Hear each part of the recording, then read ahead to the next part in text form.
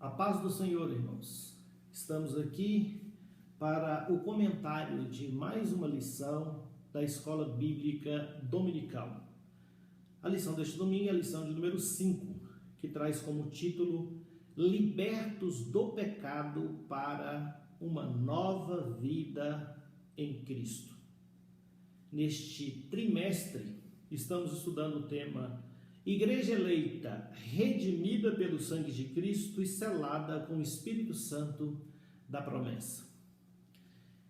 Vamos começar o comentário desta lição pelo título da lição. Libertos, primeira parte do título, diz libertos do pecado. Libertos do pecado. Essa é a missão do nosso Senhor e Salvador Jesus Cristo, libertar o homem. E libertar o homem de quê? Do pecado. A Bíblia Sagrada diz em João 8,32, um versículo muito citado ultimamente, e conhecereis a verdade, e a verdade vos libertará. A verdade liberta. Onde a verdade chega, a mentira tem que sair. Mas verdade aqui é muito mais do que uma sentença verdadeira, do que um comportamento verdadeiro. Verdade aqui é o próprio Cristo. Jesus diz, eu sou o caminho, a verdade e a vida, no Evangelho segundo São João, capítulo 14, versículo 6. Então Jesus é a verdade. E quando ele diz, e conhecereis a verdade, e conhecereis a Cristo, e Cristo vos libertará. Confirmando esta verdade bíblica, no versículo 36 desse mesmo capítulo 8 de João, está escrito, se pois o Filho vos libertar, verdadeiramente sereis livres. Verdadeiramente sereis livres. Livres de verdade. Porque o que é ser livre? O que é ter liberdade? Esse valor liberdade é um valor que sempre permeou as discussões ao longo da história da humanidade. Em todas as sociedades passadas, sociedades presentes, se discute sobre liberdade. A liberdade foi um dos pilares da Revolução Francesa, ao lado da igualdade e da fraternidade. Então, liberdade, o que é a liberdade? Todos buscam a liberdade. Alguns pensam que liberdade é poder fazer tudo e efetivamente fazer tudo. Mas liberdade não é isso. Muitas pessoas entraram por esse caminho e ao invés da liberdade, colheram escravidão. Quantas pessoas, por se entenderem livres, não estão hoje aprisionadas no vício do cigarro, no vício das drogas, no vício da prostituição? São pessoas viciadas, elas não conseguem se libertar. Elas se diziam livres, mas na verdade eram escravas e são escravas do pecado. Ser livre não é só poder fazer. Ser livre é poder não fazer também. E quem pode não fazer? Quem é liberto por Cristo, porque ele está livre do jugo do pecado, livre da escravidão do pecado. Verdadeiramente ele pode rejeitar o pecado, resistir ao pecado. Por quê? Porque ele foi liberto, ele é livre e tem o Espírito de Deus. Então pode rejeitar o mal. Muitos que se dizem livres hoje, que têm liberdade, não passam de escravos do pecado. Mas nós não, nós somos, como diz o título da lição, libertos do pecado. Então a primeira colocação que nós queremos fazer é esse conceito de liberdade. Quem é livre? Quem é livre é aquele que pode fazer e pode não fazer. Agora, aquele que só pode fazer não é livre, ele é escravo. Ele está obrigado a fazer. As suas concupiscências impõem a eles o dever de satisfazer os seus instintos, de satisfazer os seus desejos, a sua vontade. E isso não é liberdade.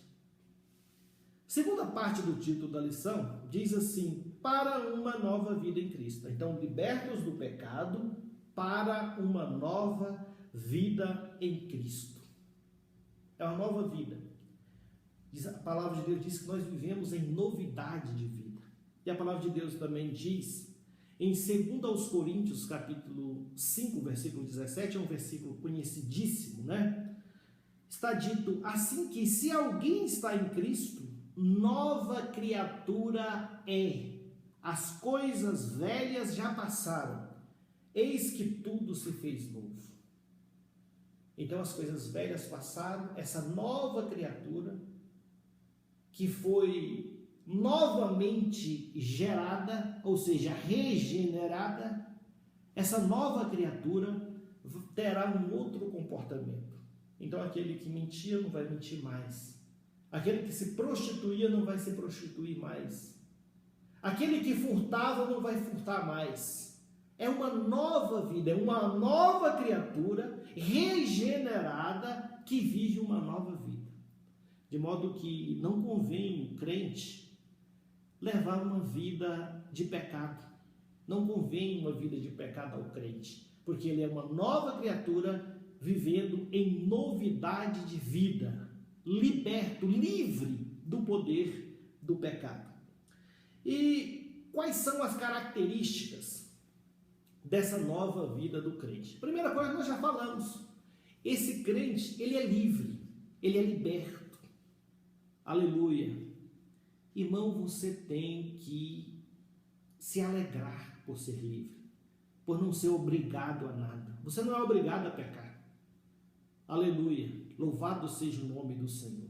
Você consegue compreender isso em sua dimensão? Você não é obrigado a pecar. Quantas pessoas são obrigadas a pecar? Elas são obrigadas a satisfazer os seus instintos, mas você não. Você leva uma vida de liberdade. O apóstolo Paulo fala, todas as coisas me são lícitas, mas nem todas as coisas me convêm. Todas as coisas me são lícitas, mas eu não me deixarei dominar por nenhuma delas. Então nós não estamos sob o domínio de quem quer que seja. Nós somos dominados por Cristo e guiados pelo Espírito Santo de Deus. Nós somos verdadeiramente livres. Então, a primeira característica do nascido de novo, do liberto por Cristo, é uma vida de liberdade. É também uma vida de santidade, uma vida de separação do pecado. Todo crente é um santo na pessoa bendita de Jesus, compreendendo o santo aqui não como uma pessoa perfeita, uma pessoa falha, mas uma pessoa separada do pecado, ou seja, ele já não peca mais de forma deliberada, ele já não peca voluntariamente, ele já não planeja o pecado, ele só peca acidentalmente. Nesse sentido aqui João ensina na sua epístola, que aquele que é nascido de Deus não peca, mas não peca nesse sentido, ele não é mais dominado pelo pecado. Ele já não peca voluntariamente, ele só peca involuntariamente. E diariamente ele está pedindo perdão pelos seus pecados e sendo purificado pelo sangue de Cristo Jesus, que falou há 2000 anos atrás e ainda fala hoje. O poder do sangue de Jesus é um poder eterno, inclusive com eficácia retroativa. Então, santidade. Nós somos santos, somos separados para Deus. É uma característica da nossa nova vida. Mas também temos uma vida de serviço cristão. Nós, irmãos, que fomos libertos na pessoa bendita de Jesus, nós sentimos o desejo de fazer algo em prol do reino de Deus, de servir a Deus. Nós servimos a Deus com as nossas ofertas, os nossos dízimos. Nós servimos a Deus com o nosso tempo. Nós trabalhamos para Cristo. Jamais conseguiremos pagar aquilo que Jesus fez por nós. Mas uma forma de demonstrar o nosso amor por Jesus, por sua obra, por seu reino, pelo nosso Deus, é o serviço cristão, é fazendo algo em prol do reino, trabalhando para o nosso Senhor. Assim é que alguns irmãos louvam a Deus, outros irmãos ensinam a palavra, ainda outros pregam a palavra, outros são dirigentes de departamento, ensaiam conjuntos, outros ainda cuidam da manutenção da igreja, da conservação da igreja. Todos estão trabalhando em prol do reino de Deus. E como é que nós trabalhamos para Deus? Trabalhando na igreja local. Essa é a forma que nós encontramos de demonstrar o nosso amor e a nossa gratidão para o Senhor. Todos os crentes, irmãos, têm que ter esses sentimentos. Eu fico deveras frustrado quando eu vejo alguns crentes completamente alheios à obra de Deus. São crentes espectadores, eles apenas assistem, eles não se envolvem, eles não trabalham. Não pode ser assim. Se você verdadeiramente ama ao Senhor, você deve fazer algo em prol do reino de Deus. Você deve servir a Deus com todas as suas forças, com todo zelo, com toda dedicação. Aleluia! Sabendo que essa é a vontade de Deus para a sua igreja nessa terra, trabalhar em prol do seu reino. Então, o serviço cristão é uma marca daqueles que foram libertos do pecado e que estão vivendo uma nova vida em Cristo Jesus. Uma outra característica é que a vida do liberto do pecado é uma vida focada em Cristo Jesus. É uma vida focada na eternidade. Infelizmente, alguns crentes, nas últimas décadas, principalmente com o surgimento de igrejas neopentecostais, estão focados nos bens terrenos, estão focados nas coisas que são da terra. Na sua cabeça só tem pensamento terreno. Enquanto que a palavra de Deus nos exorta, em Colossenses 3, 1 e 2, portanto, se já ressuscitastes com Cristo, buscai as coisas que são de cima, onde Cristo está assentado à destra de Deus. Pensai nas coisas que são de cima, e não nas que são da terra. É uma exortação da palavra, é uma exortação do Espírito Santo. O nosso foco é o céu, o nosso objetivo é o céu.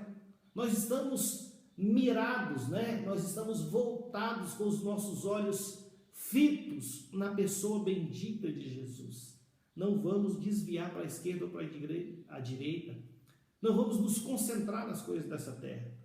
Não estou falando isso para os irmãos serem negligentes com sua vida terrena, jamais.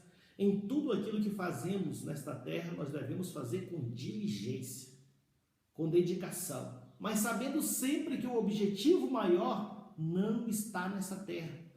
O objetivo maior do crente é o céu. Irmãos, eu tenho visto muitos crentes frustrados, muitos crentes emocionalmente doentes por causa de problemas da terra. Eles estão focados na terra. Eles desviam o olhar de Jesus e começam a olhar para as coisas terrenas. E aí vem as frustrações, as decepções que são próprias, da nossa vida cotidiana. Nós não temos só vitórias, nós temos muitas frustrações. Mas se você estiver focado em Cristo, você passa por tudo isso. Mas quando a pessoa às vezes não está focada em Cristo, não está focada na eternidade, toda a sua expectativa é nesta terra, e a palavra de Deus exorta: se esperarmos em Cristo somente nesta terra, ou somente nesta vida, somos os mais miseráveis de todos os homens. Então nós não podemos esperar em Cristo só nesta vida. Esperamos vitórias aqui, sim, mas o nosso foco principal é o céu. E algumas pessoas, então, como estava dizendo, estão focadas nos problemas, nas questões, nos objetivos da terra. E aí se frustram. Vem a decepção, vem a tristeza, vem a depressão por causa dos problemas. Esses problemas, essas doenças da alma, muitas vezes são causadas na vida de alguns cristãos por falta de foco. Temos que focar na eternidade. Há muitos que até fazem a obra de Deus, são obreiros, mas muitas vezes focando o temporal e não o espiritual. E não é isso que nos ensina a palavra do Senhor. Outra marca do crente que foi liberto do pecado para uma nova vida em Cristo é que ele tem uma vida de paz. Ele tem paz consigo mesmo, ele tem harmonia consigo mesmo. Essa paz é garantida na palavra. Muitas vezes esse crente perdeu a sua paz por causa, como já disse, dos problemas da vida. Ele vai perder a sua paz. Ele focou muito nas questões dessa vida e acabou perdendo a sua paz. Mas Filipenses 4 e 7 nos ensina, nos orienta. E a paz de Deus, que excede todo entendimento, guardará os vossos corações e os vossos sentimentos em Cristo Jesus. A paz de Deus, que nós nem conseguimos compreender, porque ela excede todo o entendimento, essa paz de Deus guardará os nossos corações, coração, nossa mente e os nossos sentimentos, né? A nossa alma, sentimento está relacionado com a alma. Então o Senhor vai guardar a nossa mente, vai guardar o nosso coração com a sua paz. Aleluia, glória a Deus. Essa paz indescritível, indizível, essa paz do Senhor. Então essa é uma característica do crente que nasceu de novo, do crente liberto do pecado, do crente que vive uma nova vida, que vive novidade de vida. Essa é uma característica dele. Ele tem paz. Às vezes o mundo está num turbilhão terrível, mas ele consegue ter paz. E essa palavra, irmão, é bem oportuna para o que estamos passando agora no país e no mundo, né?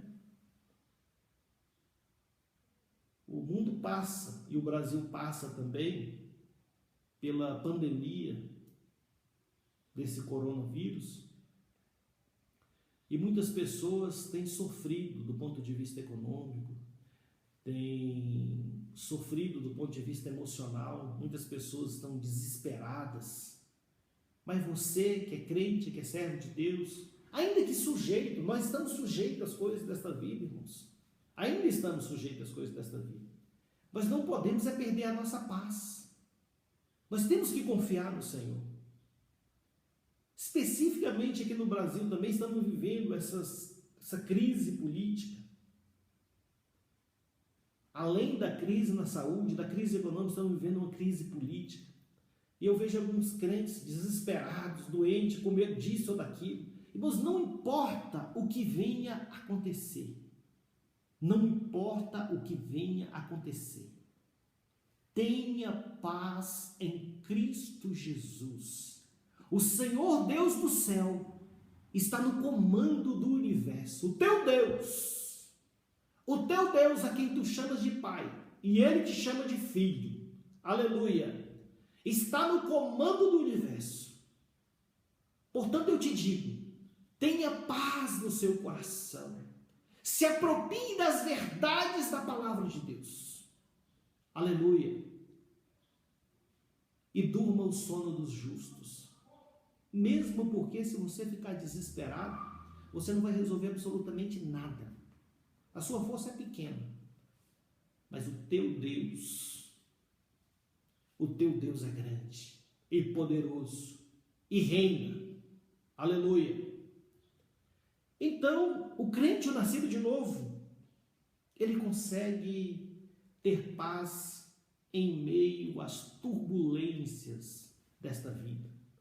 Todos esses problemas acontecendo, nós temos que ter paz em nosso Deus. O nosso textual, vamos ler aqui na lição,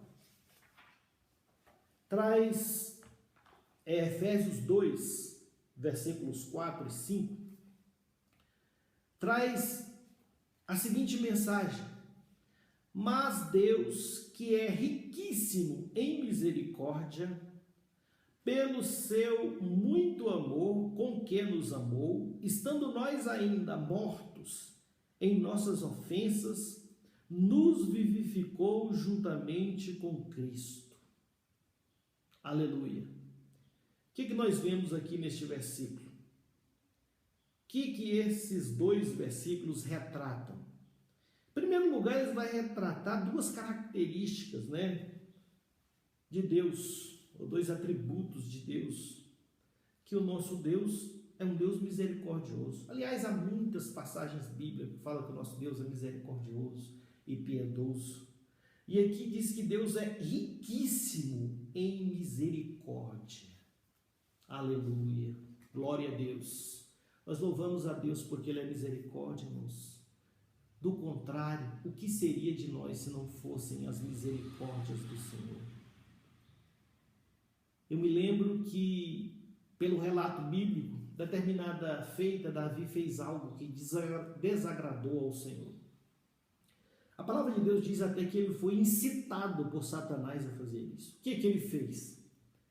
Ele mandou contar o povo, fazer um recenseamento. E por que aquilo era mal? Porque ele queria confiar em seu exército, no número dos seus soldados. Ele foi advertido pelo seu general Joabe para não fazer aquilo, mas ele, sendo rei, prevaleceu. E Joabe então procedeu a essa contagem. E o profeta do Senhor foi até ele e deixou claro que o que ele fez foi mal aos olhos de Deus. Ele se arrependeu, mas o Senhor falou com ele que proporia a ele 3 coisas. Nenhuma delas era boa coisa. 3 anos de fome, 3 anos sendo consumido 3 meses sendo consumido pela espada do inimigo, o povo sendo consumido pela espada do inimigo, ou 3 dias nas mãos do Senhor. E Davi então diz algo profundo de quem conhecia a Deus. Ele fez a sua escolha. Ele diz: caia eu nas mãos do Senhor, porque muitíssimas são as suas misericórdias. Então Deus, ele tem muitíssimas misericórdias. Deus é riquíssimo em misericórdia. E os irmãos sabem o desfecho de tudo isso daí. Realmente Deus teve misericórdia. Deus teve misericórdia e cessou aquela praga sobre Israel. Milhares já haviam morrido, mas Deus cessou aquela praga. E Davi então ofereceu holocaustos, sacrifícios ao Senhor por conta disso. É muito bom quando nós podemos contar com a misericórdia do Senhor. Porque quando nós falhamos, nós erramos, se não fossem as misericórdias do Senhor, certamente nós sucumbiríamos.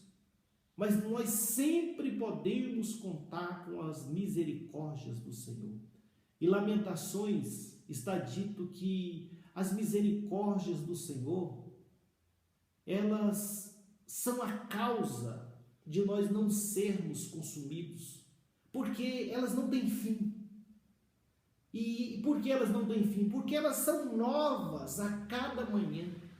A cada manhã, as misericórdias do Senhor se renovam.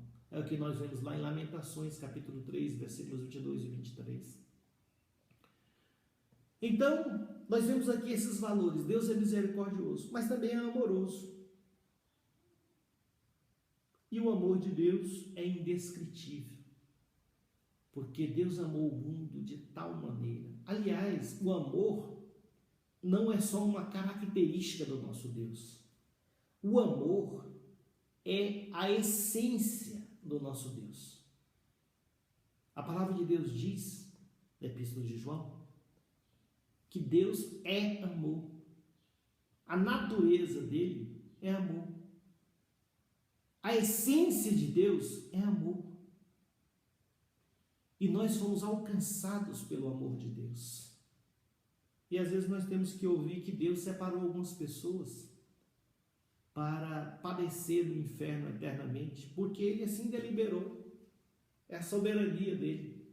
Isso é incompatível com a natureza de Deus, que é amor. Se há uma solução, e há uma solução, Jesus é o escape, Jesus é a solução, Jesus é a justificação, Jesus é a remissão. Se há essa possibilidade, E se Deus, diz a Bíblia Sagrada, quer que todos se salvem, e se Deus, na sua essência, é amor, por que ele, com base na sua soberania, faria com que alguns padecessem eternamente no inferno? Não, alguns até vão padecer eternamente no inferno, mas é porque rejeitam a salvação, o dom gratuito de Deus. Então o que nós enxergamos aqui? Essas duas características de Deus: misericórdia e amor, que é mais do que uma característica, é a essência de Deus. Nós vemos nesse versículo também a nossa condição. Estando nós ainda mortos em ofensas e pecados, né? Em nossas ofensas. Então, a nossa condição é que nós estávamos mortos. Nós estávamos mortos dos nossos pecados. E aí nós vamos ver essa nossa condição e vamos ver o que aconteceu também. A nossa vivificação. Nos vivificou juntamente com Cristo. É a nossa vivificação, ou seja, a nossa ressurreição espiritual. E aqui tem algo interessante. Quando nós estávamos mortos em delitos, mortos em pecados, nós estávamos vivos para o mundo e mortos para Deus. Quando nós somos vivificados para Deus, nós passamos a estar mortos para o mundo. De modo que se alguém está morto para o mundo, está vivo para Deus. Se está vivo para o mundo, está morto para Deus. Nós vemos isso em Colossenses, capítulo 3, versículos 3 e 4. Porque já estáis mortos, e a vossa vida está escondida com Cristo em Deus. Porque já estáis mortos, nós estamos mortos, mas mortos para quê? Para o pecado. E a nossa vida está onde? Ela está escondida com Cristo em Deus. E o que vai acontecer depois? Quando Cristo, que é a nossa vida, se manifestar, então também vós vos manifestareis com Ele em glória. Então estamos mortos para o mundo, a nossa vida está escondida em Cristo. Quando Cristo se manifestar, nós também nos manifestaremos em glória, é a nossa glorificação. Nós somos vivificados e depois seremos glorificados. Aleluia! Louvado seja o nome do Senhor. Como é maravilhoso servir a Deus, irmãos. Como é maravilhoso ter encontrado esse campo onde tem um tesouro, que é o reino dos céus. Como é maravilhoso ter encontrado essa pérola especial, essa pedra preciosa, que é a salvação. Aleluia! E na nossa lição, nós já comentamos aqui, não vamos nos estender. Nós já comentamos aqui, vamos apenas resumir. A primeira parte da lição vai falar sobre a nossa condição anterior. Qual que era a nossa condição antes de aceitarmos a fé? Versículos 2 e 3 da leitura bíblica em classe. Em que noutro tempo andastes segundo o curso deste mundo, segundo o príncipe das potestades do ar, do espírito que agora opera nos filhos da desobediência, entre os quais todos nós também antes andávamos nos desejos da nossa carne, fazendo a vontade da carne e dos pensamentos, e éramos por natureza filhos da ira, como os outros também. É interessante aqui, que aqui fala que no outro tempo nós andávamos assim, era o nosso proceder. Nós andávamos no curso desse mundo. E aqui nesses dois versículos aparecem os três inimigos do homem. Nós andávamos segundo o quê? Segundo o mundo, em primeiro lugar, no curso deste mundo, né? Então, segundo o mundo, nós andávamos segundo a carne e nós andávamos segundo o inimigo das nossas almas, o diabo, que aqui aparece como o príncipe das potestades do ar. Então, o que é mundo? O mundo é um sistema decaído. O mundo nos empurra os seus valores através da mídia, através do pensamento corrente, né? Você não precisa nem estar na mídia, se você for nos ambientes coletivos, ali nós vamos ver as facetas do pecado que o mundo nos impõe. Então, o mundo é um sistema decaído. O mundo procura nos empurrar os seus valores, mas nós temos os nossos valores. Nós somos forasteiros. Nós temos a nossa própria vida particular e diferente da vida mundana.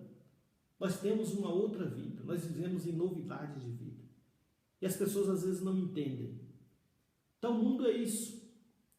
E o que é a carne? Carne é o mal que mora em nós, a propensão para praticar o pecado, que é refreada pela presença do Espírito Santo na nossa vida e pelo poder da palavra de Deus que está em nós. Isso é a carne. E o diabo é o acusador, é o inimigo das nossas almas, que um dia irá sucumbir. Então esses aqui são os inimigos do homem, aqueles que tentam derrubar o crente. Os tópicos 2 e 3, né? Nós vamos resumir rapidamente, que o nosso tempo é findo. Os tópicos 2 e 3 vai falar que a salvação não vem das obras, né? O 3 e o 2 diz que nós somos vivificados pela graça. Nós fomos vivificados pela graça. Pela graça sois salvos, por meio da fé, ou mediante a fé. Isso não vem de vós, é dom de Deus. Não vem das obras, para que ninguém se glorie. Então nós somos salvos pela graça. A graça de Deus não é irresistível. Graça é favor imerecido de Deus. Graça é presente, é dom. E obviamente pode ser rejeitado. Agora, existe alguma contradição entre o ensino de Paulo e o ensino de Tiago? Paulo fala que ninguém é salvo por obras. E Tiago fala que a fé sem obras é morta. Não há contradição. O que Tiago está a dizer e a ensinar é que aquele que é salvo, que tem fé, ele tem que evidenciar essa verdade, que é a sua fé, a sua salvação, por meio das obras. Porque senão a fé dele vai ser uma fé falsa, teórica. Porque a verdadeira fé fará com que o homem pratique as boas obras. E Paulo ensina que se alguém pratica boas obras, mas não tem fé, pratica as boas obras para ser salvo, ele não será salvo. Nós praticamos boas obras porque somos salvos e não para sermos salvos. Para sermos salvos, nós já aceitamos o nosso Senhor e Salvador Jesus Cristo. Já confessamos com a nossa boca que Jesus é Senhor. Já cremos em nosso coração que Deus ressuscitou a Jesus dos mortos. E por isso nós somos salvos. Diz ainda que agora nós somos guiados pelo Espírito Santo. Falávamos que nós temos 3 inimigos: o mundo, a carne e o diabo. E eles procuram nos guiar para o pecado e para o erro. Mas felizmente nós temos o Espírito Santo, o Espírito Santo de Deus, que também nos guia para as boas obras. A Bíblia Sagrada diz em Romanos 8 e 14, porque todos os que são guiados pelo Espírito de Deus, esses são filhos de Deus. Então, os filhos de Deus são guiados pelo Espírito de Deus. Os filhos das trevas são guiados pelo mundo, pela carne, pelo diabo. Mas o crente, o salvo, o liberto na pessoa bendita de Jesus é guiado pelo Espírito Santo de Deus. Portanto, meus irmãos, vivamos em novidade de vida. Vivamos uma nova vida em Cristo Jesus. Tenhamos paz e harmonia em nosso coração, para que o Senhor Deus, em nós, sempre faça morada e através de nós, possa alcançar outras vidas também. Amém.